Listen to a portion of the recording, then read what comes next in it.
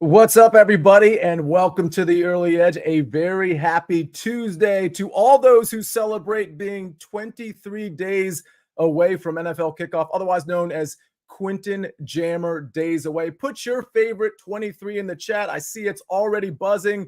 Thanks to Bradley Jacobs. Thanks to Brian Grebbins, Liddy, Matt, Jason. Thanks for being in here. Let's see how we did yesterday before we bring in the stars of the show.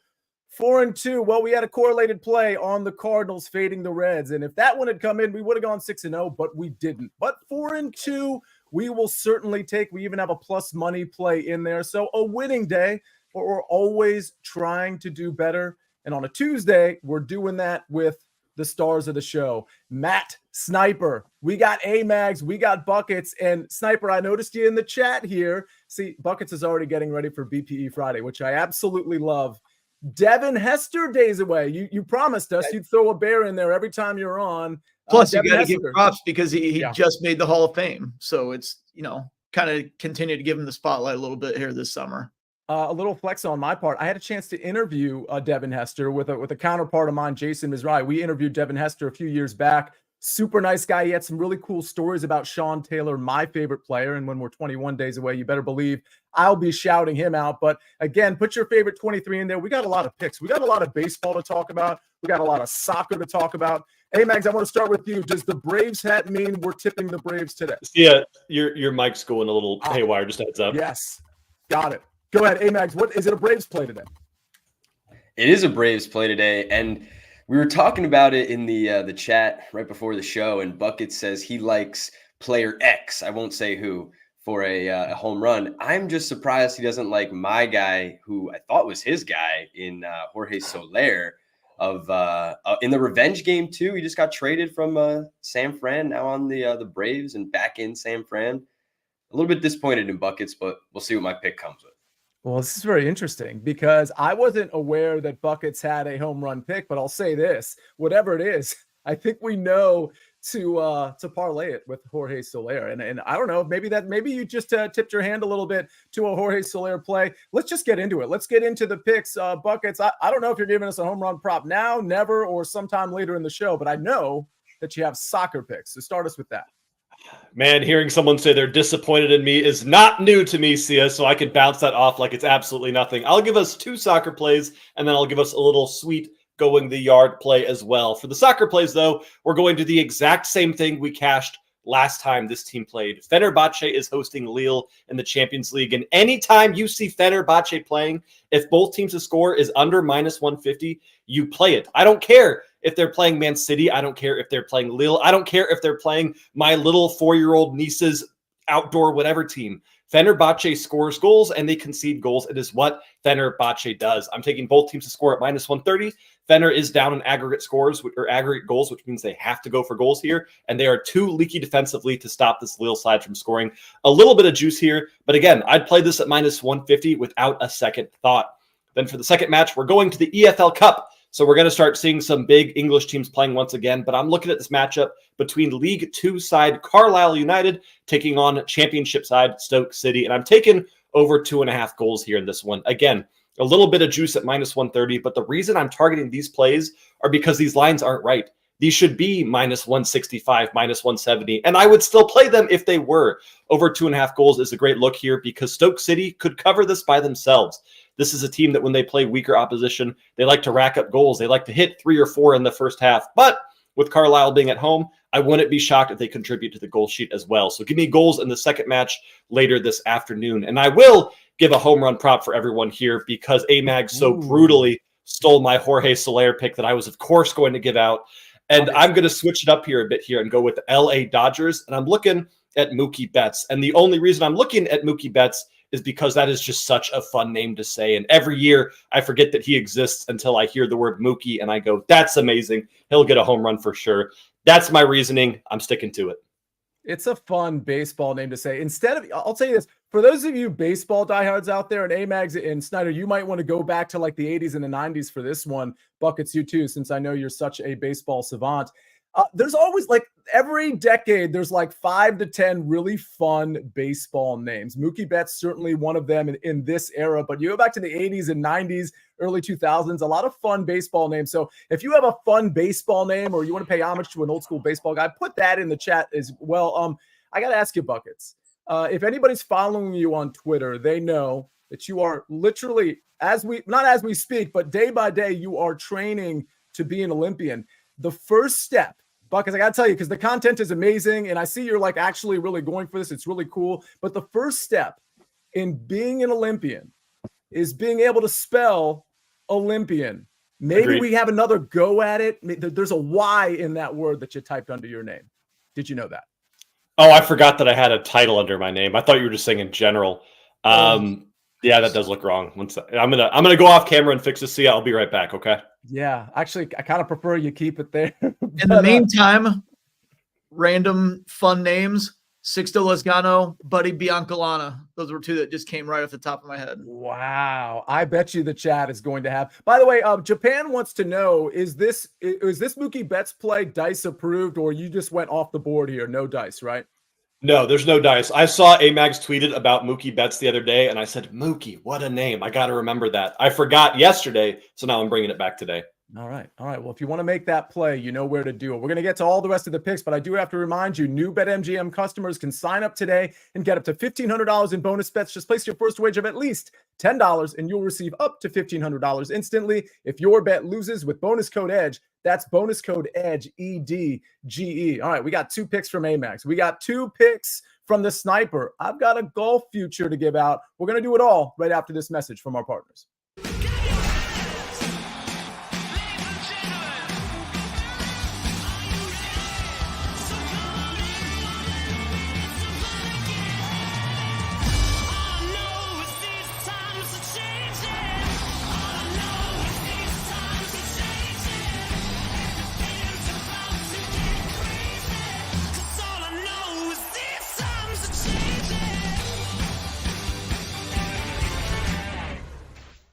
We're back on the Early Edge presented by BetMGM. It was Bitsy that says baseball savant is a stretch. Yes, indeed.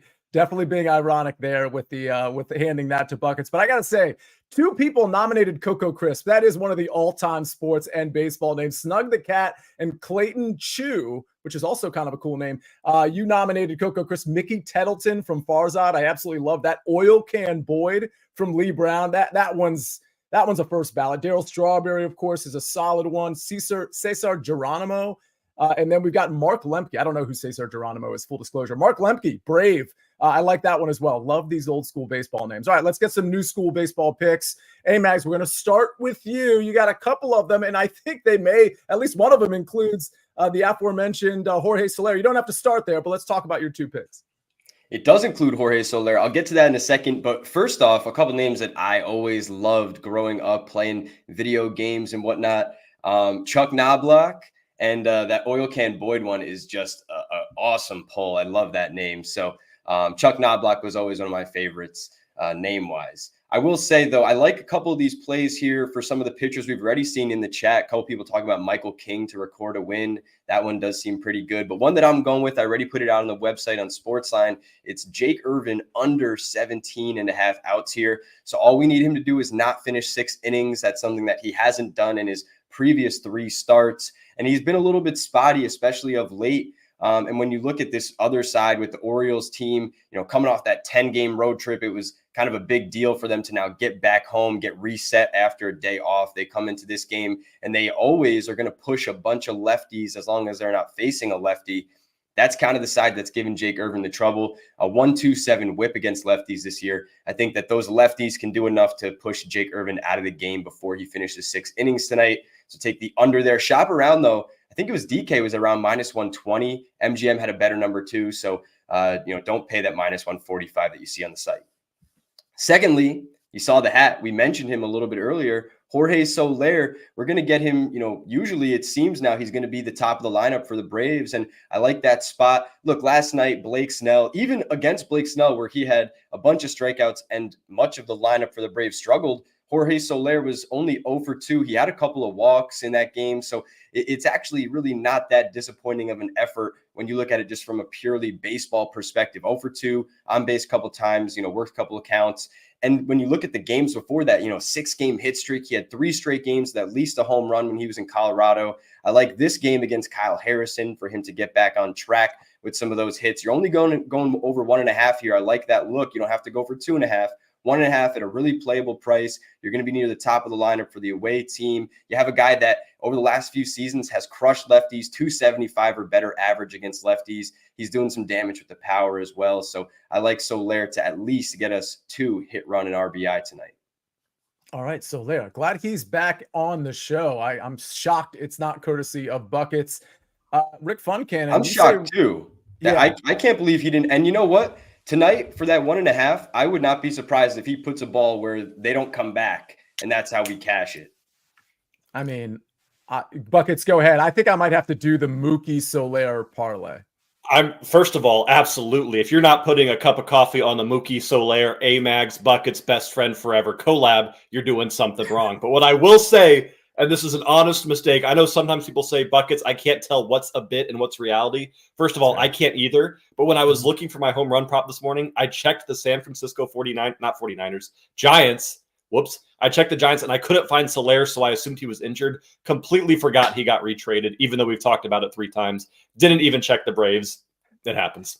A sniper, retraded is a term of art in MLB, correct? It's definitely not a thing. What do they call it? Takesies, backsies or something? Or how's it work in baseball? He just got traded. Oh. He signed with the Giants as a free agent, and then he got traded to the Braves. There's not a retrade. Yeah, good stuff. All right, speaking of sniper, we'll get to your pick in a second, but it might involve the Reds. Rick Funcannon likes the Reds run line at plus 152. That's a really interesting game. Of course, I lost betting against the Reds yesterday. Jared Bowling says Milton Bradley.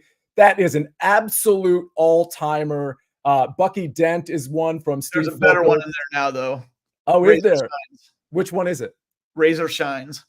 Oh, wow. Oh, that's a good one. I actually don't know who that is. I'm going to be perfectly honest with you. Is he playing right now? Who is that guy? No, it's from the 80s.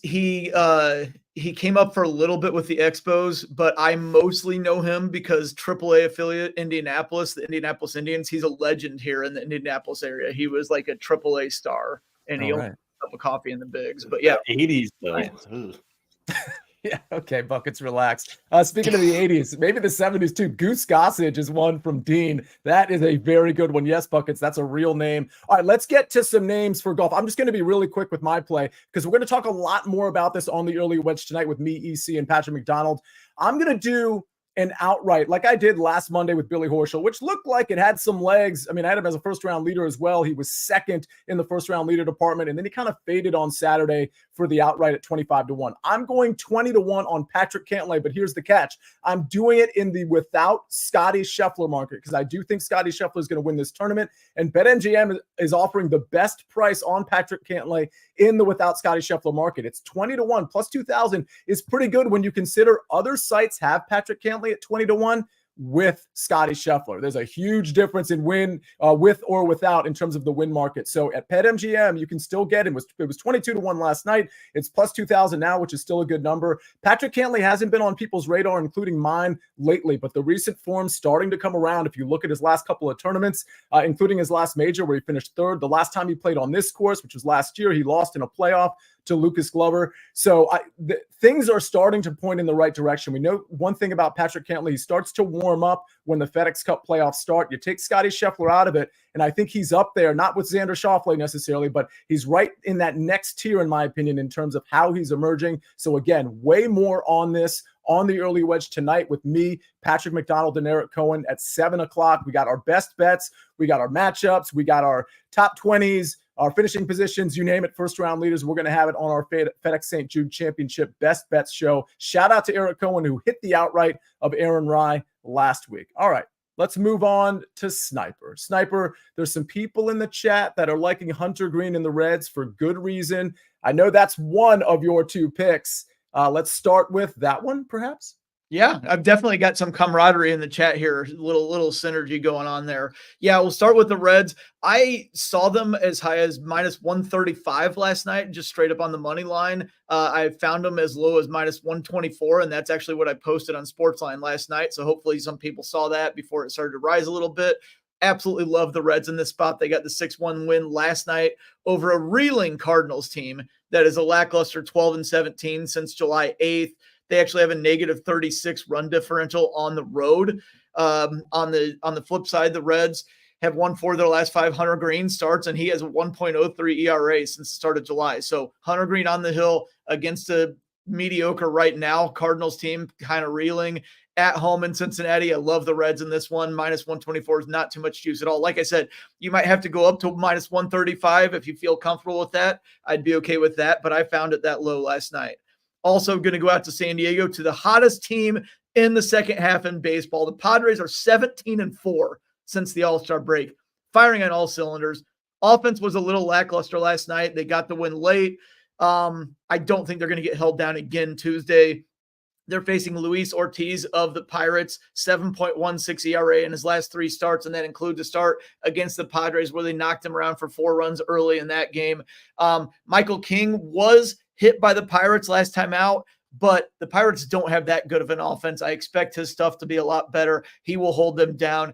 He has been very, very good in the last 6 weeks or so. And really, the biggest thing for me was the Pirates are in a death spiral right now. They were right in that playoff race. They had opportunities to beat teams in the wild card race, such as the Diamondbacks and the Padres, and they have completely fallen apart.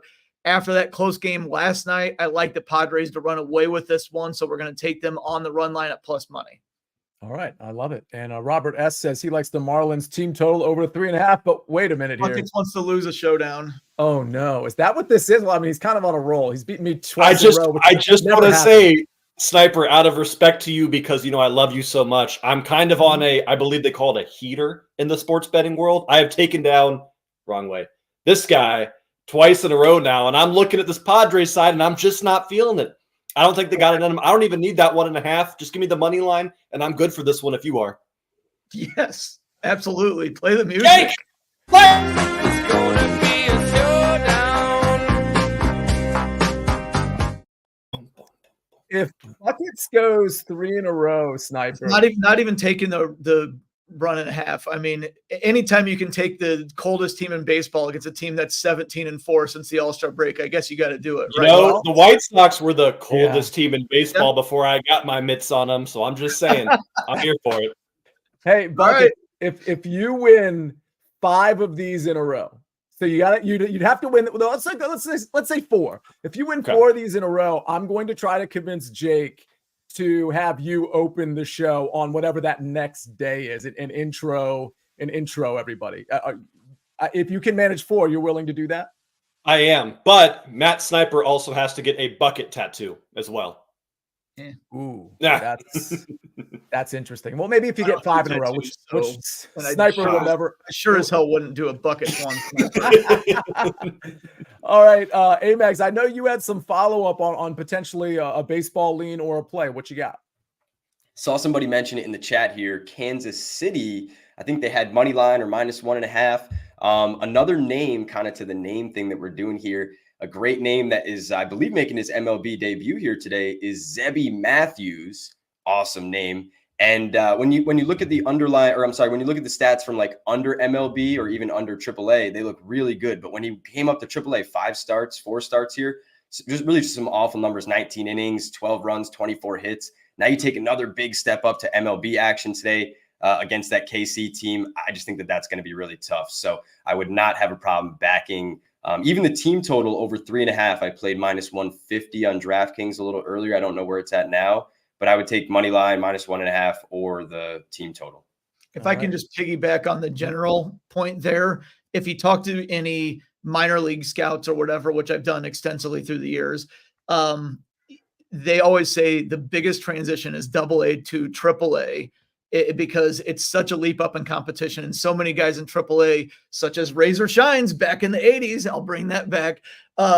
it's like a men amongst boys situation for the minor leaguers. But then if you say, well, wait a minute, what about the majors? They go, oh, I wasn't even talking about the majors.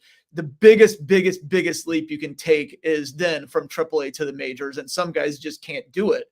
And that's why the major league players are so special. So if you have a guy who went from was great in the lower levels and then went from AA to AAA and struggled there, now he's going from AAA to the majors, rough sledding. Let me ask you this, because Mike Peterson, I don't know if this was in response to a question or a comment or a pick, but Mike Peterson mentioned the name Cutter Crawford. We know how bad he's been. He goes up against the Arena today, who's not very good either. We got the Rangers, we got the Red Sox in Boston. Is there any way to play that game? I mean, the line's already kind of high at the over-under at 10. I mean, would you all be looking at team totals or now like the books are kind of wise to this? If anything, you're hitting the other side of it. Like any way to take advantage of Crawford being on the mound is really what I'm asking. And Sniper, I'm going to start with you. Yeah, the latter point, the books. Good grief. I'm in your mind, Sniper. He's in your head, rent free, bro. That was good. Yeah, the books are probably wise to it. And the other thing is, it's hard for me to trust the Rangers offense now because they were so good last year. And this year it was like a month, 2 months, 3 months, like, oh, the offense is going to come around. Look how good they were last year. Well, I mean, we're in the middle of August now, and they're still just not very good. So it's tough to trust them. Fair enough. Amags, your thoughts on that game? Anything? Yeah, I was just like pushing a little bit of numbers here just to kind of dive back into Cutter Crawford. And I remember, I think it was maybe last week, maybe it was on HQ. A side note, I'll be on HQ tonight, I think with you, Sia. That's right. And a couple others. So pop in 6 p.m. CBS Sports HQ. Nice little plug there. But I think I was talking about Vinny Pasquantino against Cutter Crawford and him throwing that cutter and it being hit by lefties. You get Corey Seager, once again, a guy we've liked betting on lately. The over 2.5 hit run RBI plus money still. So I think I have some interest there. But unless you're looking at Seager or maybe, Nate Lowe or somebody like that, that's another lefty in the lineup, I think you probably just pass, like Sniper said. Yeah, by the way, I will be hosting, is that my first, by the way, of the show? I'm making progress here, folks.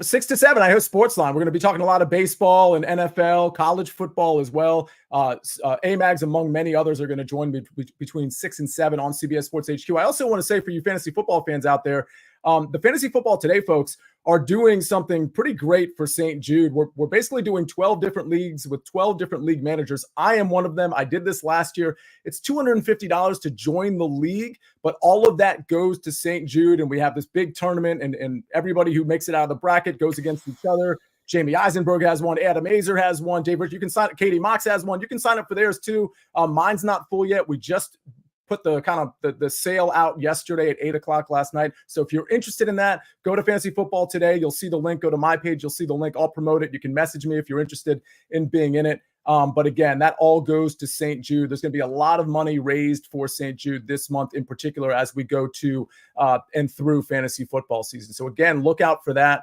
All right, I think we covered a lot. I'm so glad we did the names thing because I'm still seeing names pour in here. And Mike was just mentioning Cutter Crawford as a fun name. And it's interesting because he happens to be pitching tonight. All right, let's take a look at the recap screen. I've got a FedEx St. Jude champion, a winner, and outright without Scotty Scheffler market. You can get this over at BetMGM. Patrick Cantlay at plus 2,000. Buckets, Fenerbahce, Lille, both teams to score -130, and Carlisle United, Stoke City over 2.5, -130. Nailed it. Sniper, Reds, money line with Hunter Green on the mound at -124. I believe he said he'd play that up to -135. Padres -1.5 at +102 is his second pick. And Amags, Jake Irvin under 17.5 outs at -145. And Jorge Soler over 1.5 hits, runs, RBIs -120. And don't forget, of course, our expert in home runs, Buckets, happens to like, I say that somewhat facetiously if you're joining us late on the show, not saying to bet it or not bet it, but he likes Mookie Betts to go the yard. We had a lot of extra picks peppered in, courtesy of Buckets, of Amags, and of course the Sniper. On behalf of them, and on behalf of all of you, including Liddy and Brad Morris and Ray Brown and Bradley Jacobs, all of which I'm sure hit the like button. You do it every day. It really, really helps us out. And of course, on behalf of Jake the Snake on the 1s and 2s and 5s and 6s, this is the Early Edge. We'll see you tonight for the Early Wedge, and maybe we'll see you on SportsLine. Either way, we'll see you back here tomorrow morning at 10 o'clock each and every day. I'm the Counselor of Cash. We rest our case.